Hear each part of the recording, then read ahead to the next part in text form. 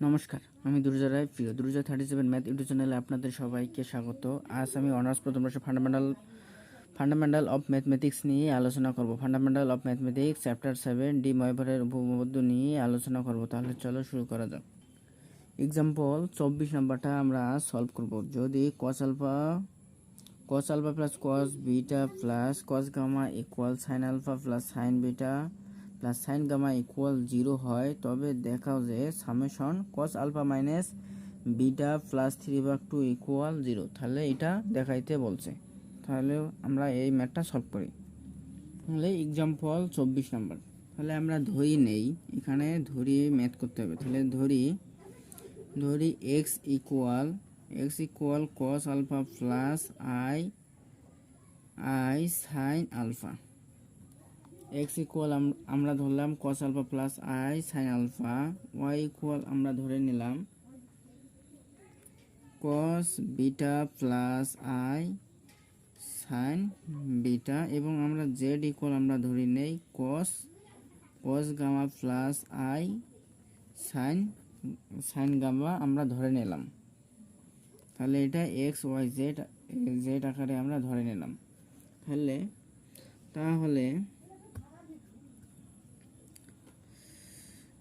তাহলে আমরা x ভাগ y করি নেই। তাহলে x ভাগ y ইকুয়াল x আমরা ধরে নিয়েছি cos alpha plus i sin আলফা, এবং y ইকুয়াল আমরা ধরে নিয়েছি cos beta plus i sin beta. তাহলে এটা আমরা x ভাগ y এভাবে করে নিলাম। তাহলে এটাকে যদি আমরা ক্যালকুলেশন করি তাহলে যেহেতু cos beta plus i sin beta, যেহেতু i এখানে একটা অবাস্তব একটা মান, সেহেতু এখানে অবাস্তবটা এখানে তুলে নিতে হবে। সেহেতু এখানে যে cos plus i sin beta তার বিপরীত মান দ্বারা উভয় পাশে আমরা গুণ করব। তাহলে এখানে cos beta plus i sin beta এর বিপরীত মান হচ্ছে cos beta minus i sin beta, আর এখানে আছে cos alpha plus i sin alpha into cos beta minus i sin beta. তাহলে এটা হয়।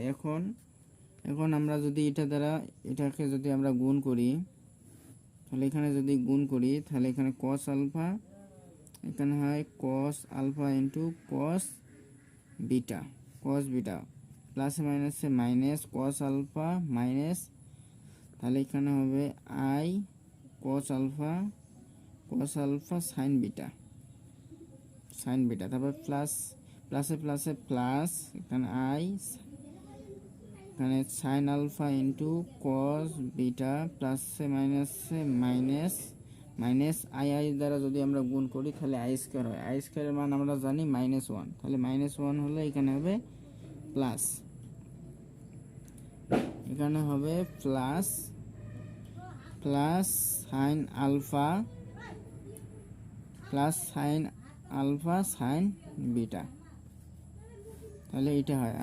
আর এখানে যদি আমরা গুণ করি তাহলে এখানে একটা সূত্র বসে, সেটা হচ্ছে আমরা যদি cos বিটা যদি a ধরি এবং i sin বিটা যদি b ধরি, তাহলে a plus b into a minus b সূত্র হচ্ছে a square minus b square. তাহলে স্কোয়ার বলতে এখানে cos square beta minus b বলতে i স্কোয়ার, b বলতে এখানে i স্কোয়ার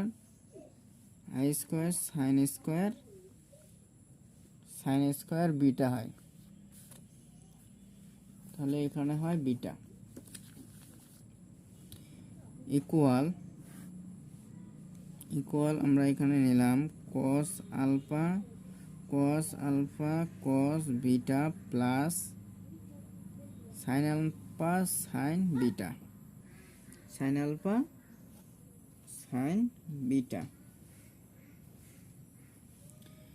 প্লাস এখান থেকে যদি আমরা i কমন নেই তাহলে এখানে আসে sine alpha cos beta minus cos alpha sine beta. তাহলে আর এখানে নিচে আসে cos square beta I square মান যেহেতু -1, তাহলে মাইনাসে এখানে হয় plus sine square beta equal এখানে cos alpha cos beta plus sine alpha sine beta ত্রিকোণমিতিক সূত্র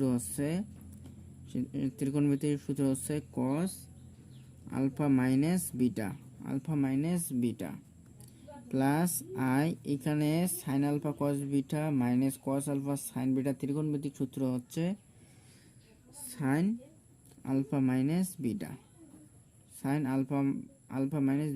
আর equal cos square beta plus sine square বিটার মান 1, তাহলে এখানে ইকুয়াল হয় cos alpha minus beta plus I sine alpha minus beta. এখানে আমরা পাইলাম এক্স ভাগ ওয়াই এর মান পাইলাম এটাকে আবার, সুতরাং ওয়াই ভাগ এক্স ইকুয়াল আমরা এটা বানিয়ে নিই। এখন আমরা ওয়াই ভাগ এক্স এটা বানিয়ে নেই, তাহলে ওয়াই এর মান হচ্ছে cos beta plus I sine beta ভাগ, আর এক্স বলতে এখানে cos alpha plus I sine alpha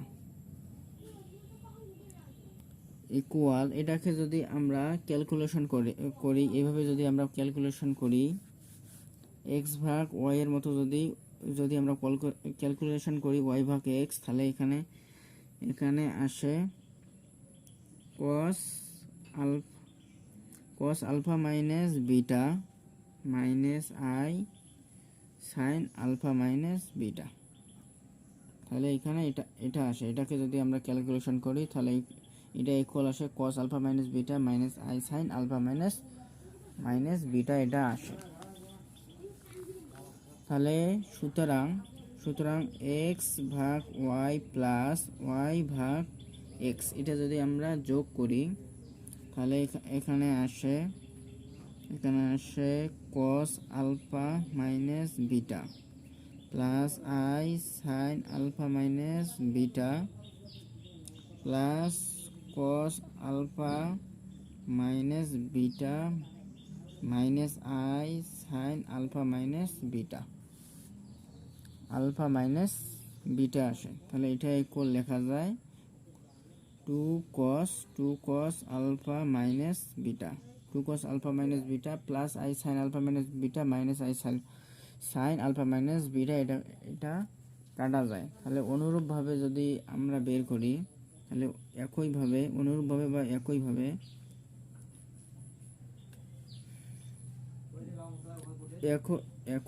যদি আমরা বের করি একইভাবে ওয়াই ভাগ জেড প্লাস জেড ভাগ যদি ওয়াই যদি আমরা করি তাহলে এখানে আসে 2 cos বিটা মাইনাস গামা আসে, এবং যদি জেড ভাগ এক্স প্লাস এক্স ভাগ জেড করি তাহলে এখানে আসে 2 cos গামা মাইনাস আলফা আসে। তাহলে এটা আসে।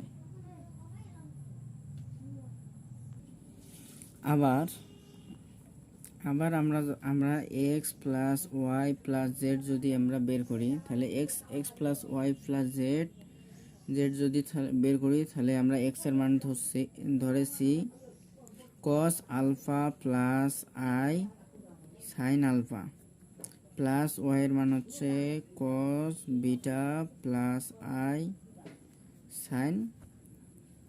সাইন বিটা প্লাস জেড এর মান আমরা ধরেছি সেটা হচ্ছে cos gamma plus I sine gamma. তাহলে এখানে ইকুয়াল কসগুলো আমরা একটা নেই, তাহলে cos alpha plus cos beta plus cos gamma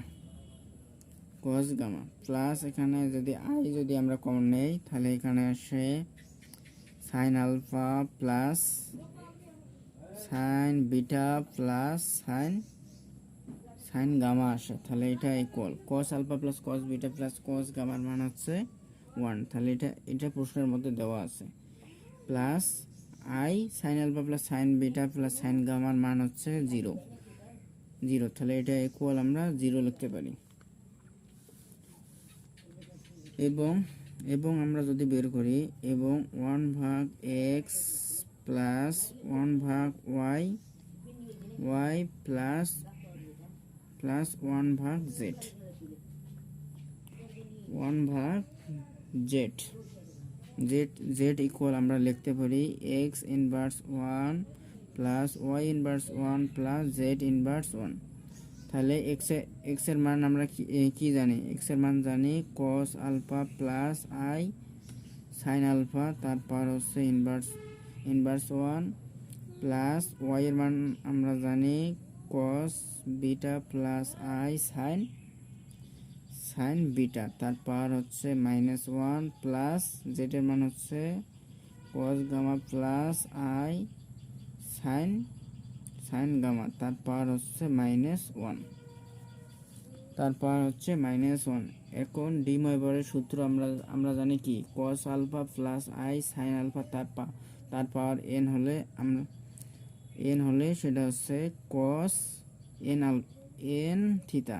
তাহলে এন বলতে -1 into alpha plus sine -1 into alpha.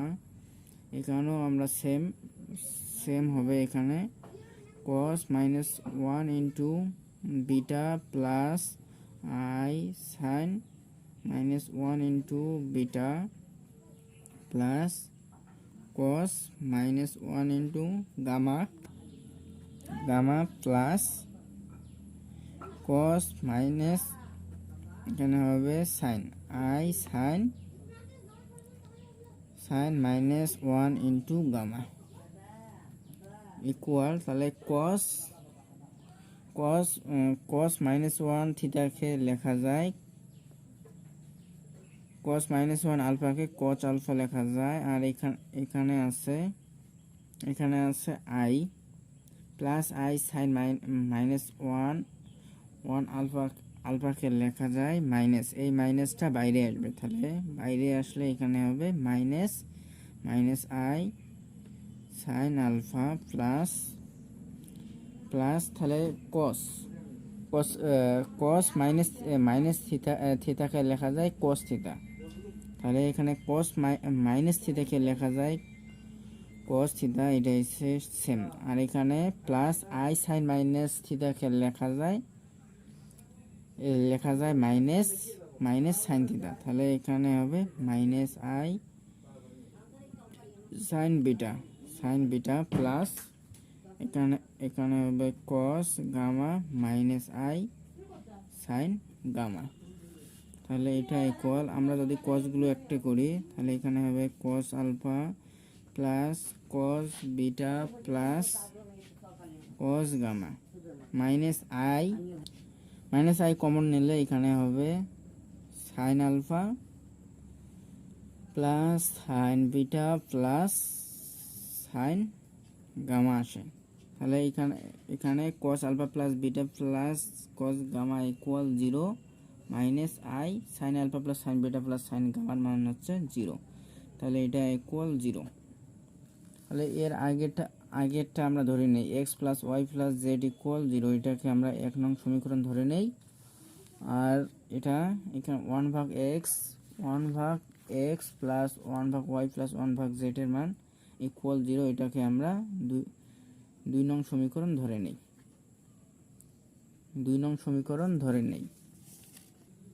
এখন আমরা 1 নং সমীকরণ এবং 2 নং সমীকরণ গুণ করি। তাহলে এখন 1 ও 2 নং সমীকরণ আমরা গুণ করব। গুণ করি, তাহলে 1 নাম্বার হচ্ছে x plus y plus Z into 1 ভাগ এক্স প্লাস 1 ভাগ ওয়াই প্লাস 1 ভাগ জেড। তাহলে এটা ইকুয়াল আমরা পাইলাম 0। এখন আমরা এটা এটা যদি আমরা গুণ করি, প্রথমে আমরা এক্স নেই, এক্স দ্বারা এটাকে গুণ করলে এখানে আসে 1 প্লাস এক্স ভাগ ওয়াই প্লাস এক্স ভাগ জেড। এখন ওয়াই দ্বারা যদি আমরা গুণ করি plus Y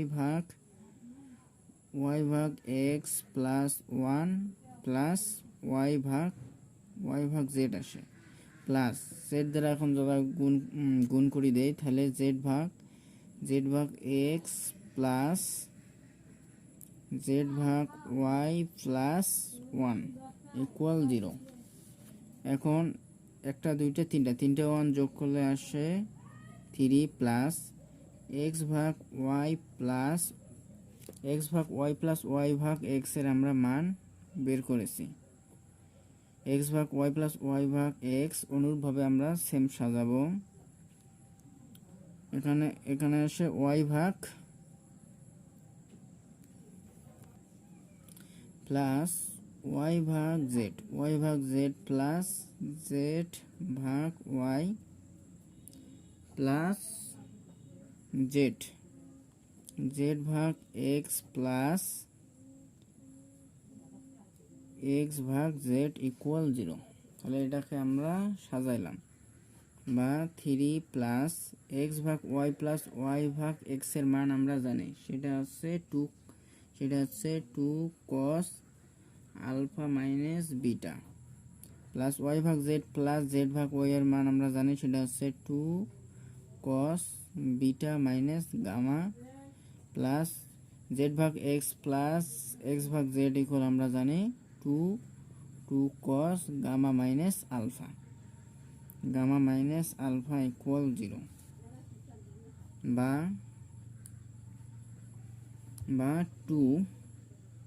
2 into summation cos alpha minus beta. তাহলে সামেশন কস আলফা মাইনাস বিটাকে লেখা যায় cos alpha minus beta plus cos beta minus gamma plus cos gamma minus alpha. তাহলে এটা লেখা যায়, তাহলে এটা প্লাস আর এখানে আছে 3 ইকুয়াল 0। বা আমরা এখান থেকে যদি 2 কমন নেই, 2 যদি আমরা কমন নেই, তাহলে এখানে আসে summation cos alpha minus beta plus 3/2 equal 0।